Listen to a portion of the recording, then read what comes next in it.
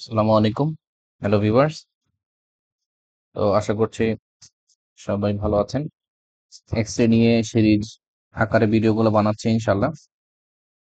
তো আশা করি part 1 video দেখেছেন। তো বেসিক পার্ট 2 বেসিক ভিডিও ২ টা বানাচ্ছি। এটা দ্বিতীয় ভিডিও।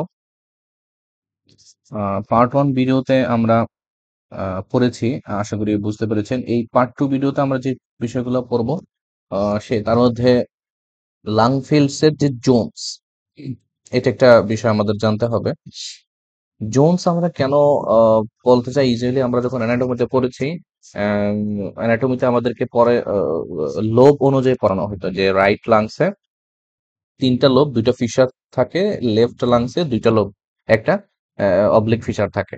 আচ্ছা, কিন্তু এক্স রেতে আমরা ইউজুয়ালি কি পাই না, লোব অনুযায়ী সেটা ইউজুয়ালি বলা যায় না।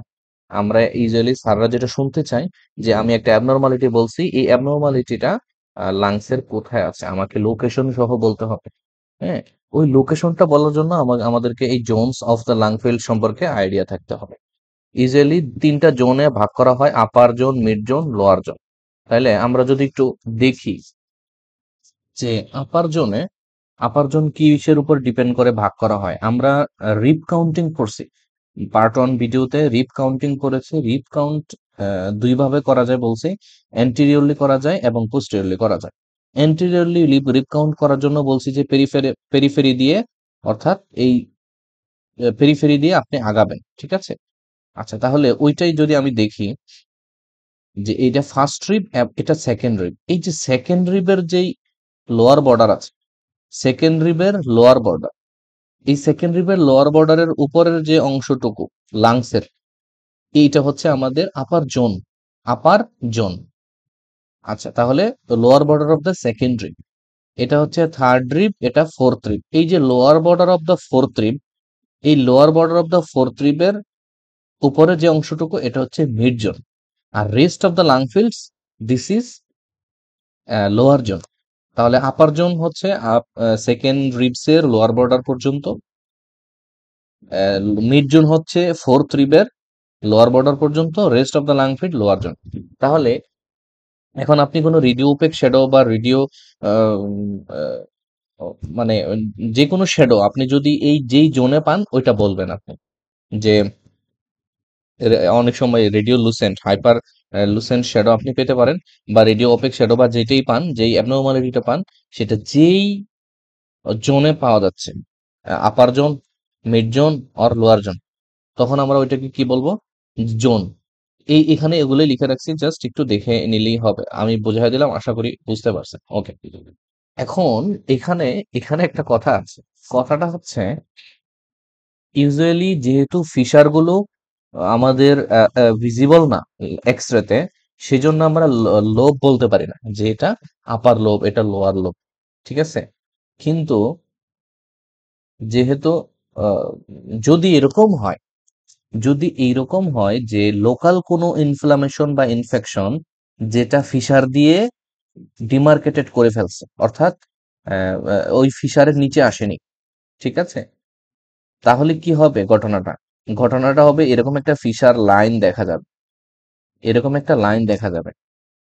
এই এইরকম লাইন দেখতে পাইলে আমরা আমরা যদি ২টা ফিগারই চেক করি, এরকম লাইন দেখতে পাইলে আমরা বুঝবো যে এখানে লোব ইনভলভ হয়েছে। মানে আমি যদি এই ফিগারটাতে দেখি, এই পাশের ফিগারটাতে, হ্যাঁ, লেফট সাইডের ফিগারটাতে, রাইট সাইডের ফিগারটাতে, তাহলে এইখানে দেখা যাচ্ছে যে আপার লোবের লোয়ার জোনে একটা রেডিও ওপেক শ্যাডো দেখতে পাচ্ছি, যেটা ডিমার্কেশন করা আছে কিসে, একটা মার্জিনের মাধ্যমে, একটা মার্জিনের মাধ্যমে মার্কিং করা আছে। সো এটা দিয়ে বুঝতে পারতেছি যে এখানে লোয়ার আপার লোবের লোয়ার পার্টে কোনো অ্যাবনর্মালিটি আছে। সেম ভাবে এইখানে এই অ্যাপেক্স থেকে শুরু করে পুরোটাই একটা রেডিও ওপেক শ্যাডো দেখতে পাচ্ছি, বাট লোয়ার জোনে এসে কি মানে নিচে এসে একটা একটা স্ট্রেট লাইন দেখতে পাচ্ছি। দ্যাট মিন্স এটা ফিশার দিয়ে ভাগ হয়ে গেছে, ফিশার দিয়ে আলাদা হয়ে গেছে। এইরকম কোনো এক্সরে দেখলে আমরা এটাকে লোব কাউন্ট করতে পারি। কিন্তু আদারওয়াইজ আমরা ইউজুয়ালি যখন এক্সপ্লেন করব, বা ডেসক্রাইব করব বা আমি লোকেশন বলবো, তখন এটাকে মিড জোন বা upper zone end part of mid zone এভাবে এভাবে বলতে পারি। ঠিক আছে, কিন্তু এটা যে জাস্ট অ্যাজাম্পশন যে ওনার লোভ যদি আমি বলতে চাই তাহলে এরকম হবে।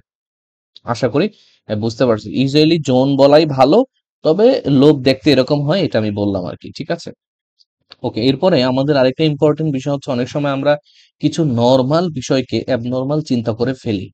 ঠিক আছে, তার মধ্যে একটা ইম্পর্টেন্ট হচ্ছে আমাদের যে স্ক্যাপুলা আছে, হ্যাঁ, আমাদের যে পিঠে পিছনের দিকে ব্যাক অফ দ্য চেস্টে এই স্ক্যাপুলা থাকে, যে বোনসটা, এটার যে একটা শ্যাডো তৈরি হয় এক্সরেতে, সেটা এখানে এখানে আমরা একটু দেখতে পারি যে এই যে লম্বা একটা একটা একটা রেখা দেখা যাচ্ছে, শ্যাডো দেখা যাচ্ছে, যেটা পার্টলি রেডিও ওপেক।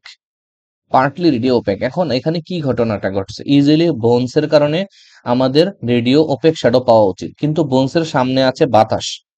বোনসের সামনে বাতাস থাকার কারণে এখানে রেডিও ওপেক এবং রেডিও লুসেন্টের মাঝে একটা শ্যাডো পাবো। হ্যাঁ, এই মাঝামাঝি শ্যাডোটা ইউজুয়ালি একটা নির্দিষ্ট লাইন বরাবর হবে। অনেক সময় আমরা এটাকে নিউমোথোরাক্স বা বা এখানে কি আছে বা অন্য কোনো লেশন আছে কিনা এটার সাথে কনফিউশনে পড়ে যাই। তাহলে এরকম কোনো শ্যাডো দেখতে পাইলে আমি যদি বর্ডার অনুযায়ী মানে ট্রেস করার ট্রাই করি, এই যে এখানে হচ্ছে ইনফিরিয়র বর্ডার, এটা দেখে বোঝা যাচ্ছে এখানে একটা ইনফিরিয়র বর্ডার আছে, স্ক্যাপুলার। সো এই মিডিয়াল বর্ডার এবং ইনফিরিয়র বর্ডার এগুলো ট্রেস করতে পারলে দেখা যাবে যে এটা একটা, হ্যাঁ, স্ক্যাপুলার শ্যাডো দেখা যাচ্ছে। ঠিক আছে, তো আশা করি এটা নিয়ে আর সমস্যা হবে না। ওকে, আচ্ছা। এরপরে ফিমেলদের এক্সরে করলে ফিমেলদের এক্সরেতে একটা শ্যাডো আসে, সেটা হচ্ছে ব্রেস্ট শ্যাডোটাও ইউজুয়ালি কিসে দেখা যায়, এক্সরেতে আমরা দেখতে পারি। এখানে এখানে যেটা দেখা যাচ্ছে ইউজুয়ালি এটা ব্রেস্ট শ্যাডোই দেখা যাচ্ছে। ঠিক আছে, এটা অ্যাবনর্মালিটি আমরা অনেক সময় চিন্তা করব না। সো আমাদের জাস্ট মাথায় থাকলে হবে যে এরকম একটা শ্যাডো ফিমেলদের পাওয়া যায়। সো এটা হ্যাঁ, কনফিউশনে পড়ার কিছু নাই। আচ্ছা, তাহলে আমরা কি পড়তেছিলাম আসলে, আমরা আসলে পড়তেছিলাম যে সিকোয়েন্সিয়াল ওয়েতে আমরা কি কি পয়েন্টস দেখি। লাস্ট পয়েন্ট হিসেবে আমরা ইউজুয়ালি একটা বনি কনফিগারেশন ইউজুয়ালি দেখি চেস্ট এক্সরেতে, যে কোনো রিব ফ্র্যাকচার আছে কিনা। ঠিক আছে, রিব ফ্র্যাকচার মানে এই যে এখানে সুন্দর করে তারা দেখাই দিছে যে এই যে রিবসটা, তার তার যে আউটলাইন, এই তিনটা রিবস ভেঙে গেছে। দুইটা দুইটা এই দুইটা রিবস ভেঙে ডিসপ্লেস হয়ে গেছে, রিবস দুইটা ভেঙে অলমোস্ট ডিসপ্লেস হয়ে গেছে। একটু ভালো করে খেয়াল করলে আসলে এটা অনেক সময় বোঝা যায়, কিন্তু যদি আমরা আলাদা করে রিব রিবসটা খেয়াল না করি, তাহলে রিব ফ্র্যাকচার ইজিলি মিস হয়ে যাওয়ার সম্ভাবনা থাকে এবং মিস হয় অনেকের। ঠিক আছে, একটা দুইটা জাস্ট হালকা ডিসপ্লেস হয়নি, জাস্ট ফ্র্যাকচার হয়েছে, এটা ভালো মতো খেয়াল না করলে মিস হয়ে যায়। তাহলে এই পয়েন্টটা যদি আমি মাথায় রাখি যে আমার বনি কনফিগারেশনটাও একটু দেখতে হবে, তাহলে এটা আশা করি মিস হবে না। আচ্ছা, এটা বেসিক্স এর লাস্ট স্লাইড হিসেবে যদি বলি যে আমরা একটা এক্সরে হাতে পাওয়ার পরে কি করতে পারি। বেসিক পড়ানোর পরে আমার লাস্ট কথা হচ্ছে যে পরীক্ষার হলে ইউজুয়ালি যদি স্যার প্রশ্ন করে ডিসক্রাইব দ্য চেস্ট এক্সরে, তখন ইউজুয়ালি আমরা যেটা করি যে this is a chest X ray, PA view showing. এই শোয়িং বলার পরে আমাদের অ্যাবনর্মাল ফাইন্ডিংটা আগে বলতে হবে। ইউজুয়ালি অ্যাবনর্মাল যে ফাইন্ডিং আমরা দেখতে পাচ্ছি যদি থাকে, হ্যাঁ, ইউজুয়ালি অ্যাবনর্মাল ফাইন্ডিং থাকে এমবিবিএস ফাইনাল পরীক্ষায়। যে এক্সরে গুলো দেয় নর্মাল এক্সরে খুব দেওয়ার কথা না। ইউজুয়ালি কি করে একটা অ্যাবনর্মাল মানে কমন ফাইন্ডিং গুলোই দেয়, প্লুরাল ডিফিউশন বা নিউমোথোরাক্স বা লাং ক্যান্সার, হুম, বা কনসোলিডেশন, এই কমন কমন ডিজিজ গুলোই দেয়। তো আমাদেরকে যেটা করতে হবে, disease chest X ray, PA view showing, হ্যাঁ, শোয়িং বলার পরে এই অ্যাবনর্মাল ফাইন্ডিংটা আমাকে আগে বলতে হবে যেটা আমি দেখতে পাচ্ছি। এরপরে আমি আস্তে আস্তে বাকি পয়েন্ট গুলো টাচ করবো। ওই সময় যেটা হতে পারে যে স্যার বলতে পারে ঠিক আছে তুমি এটা নিয়ে প্রশ্ন, মানে এটা নিয়ে স্যার নেক্সট ক্রস কোশ্চেন গুলো করে ফেলবে। কিন্তু ওই শুরুতেই যদি আমি ট্রাককে সেন্ট্রালি প্লেসড মানে ওই নর্মাল পয়েন্ট গুলো শুরুতে বলতে থাকি, স্যার ওই সময় একটু বিরক্ত হতে পারে। এই যে কারণ ইউজুয়ালি পরীক্ষার ফাইনাল প্রফের পরীক্ষার ভাইবা গুলোতে কি হয়, লিমিটেড টাইম থাকে, 5 মিনিট 6 মিনিট বা 4 মিনিট, এরকম লিমিটেড থাকে একটা বোর্ডের জন্য। তো ওই লিমিটেড টাইমে আমরা আননেসেসারি বা স্যার যেটা শুনতে চাচ্ছে না ওইরকম কথা বলে টাইম কিল করলে ইজিলি স্যাররা বিরক্ত হয়। তো অ্যাবনর্মাল ফাইন্ডিংটা বলে ফেললে সেটা যদি হয়ে যায়, স্যার মনে করবে ঠিক আছে স্টুডেন্টটা পারে, নেক্সট আমি এটা রিলেটেড প্রশ্ন করি। তাহলে আমাদের কাজ হচ্ছে অ্যাবনর্মাল ফাইন্ডিংটা আগে বলা, এরপরে স্যার যদি কিছু না বলে আমি আমার কাজ করে যাব, যে নর্মাল যে বাকি যে পয়েন্টস গুলো আছে ওগুলা যে নর্মাল আছে এটা যে আমি জানি সেটা আমি স্যারকে বলে দিব, যে ট্রাকিয়া যদি সেন্ট্রালি প্লেস থাকে, বোথ লাং ফিল্ডসে কোনো অ্যাবনর্মালিটি থাকলে সেটা আমি বলবো, অথবা ক্লিয়ার থাকলে ক্লিয়ার। হ্যাঁ, ডায়াফ্রাম নিয়ে কমেন্ট করব। আমরা যেভাবে সিকোয়েন্সিয়ালি পড়ে আসছি ওই বিষয়গুলো, যে কোস্টোফ্রেনিক অ্যাঙ্গেল, কার্ডিওফ্রেনিক অ্যাঙ্গেল নিয়ে কমেন্ট করব। এবং এখানে যে টার্মটা ইউজ করব যেটা বলছিলাম যে একিউট, যে টার্মটা একিউট বা শার্প, যেটা বলছি। তারপরে ট্রান্সভার্স ডায়ামিটার নিয়ে আমরা পড়াশোনা করছি পার্ট 1 ভিডিওতে, সেই ট্রান্সভার্স ডায়ামিটারটা বলবো যেটা নর্মাল আছে।